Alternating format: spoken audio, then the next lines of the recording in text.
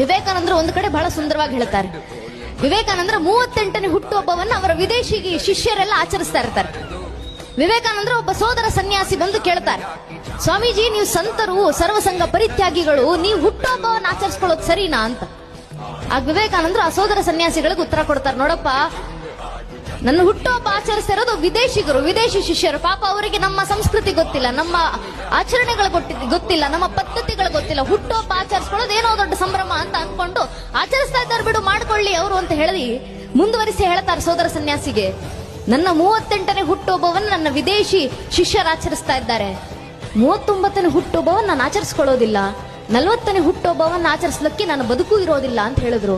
ತಕ್ಷಣ ಗಾಬರಿಯಾದಂತ ಸೋದರ ಸನ್ಯಾಸಿಗಳು ಕೇಳ್ತಾರೆ, ಯಾಕೆ ಸ್ವಾಮೀಜಿ ಅಂತ ಮಾತಾಡ್ತೀರಾ ಅಂತ. ಆಗ ಸ್ವಾಮಿ ವಿವೇಕಾನಂದರು ಉತ್ತರ ಕೊಡ್ತಾರಂತೆ, ನಾನು ಹೇಳಿದ್ದು ಅಕ್ಷರಶಃ ನಿಜ, 40ನೇ ವರ್ಷಕ್ಕೆ ಹುಟ್ಟುಹಬ್ಬವನ್ನು ಆಚರಿಸ್ಕೊಳ್ಳಿಕ್ಕೆ ನಾನು ಬದುಕಿರೋದಿಲ್ಲಪ್ಪ, ನಾನು ಬದುಕೋದು 39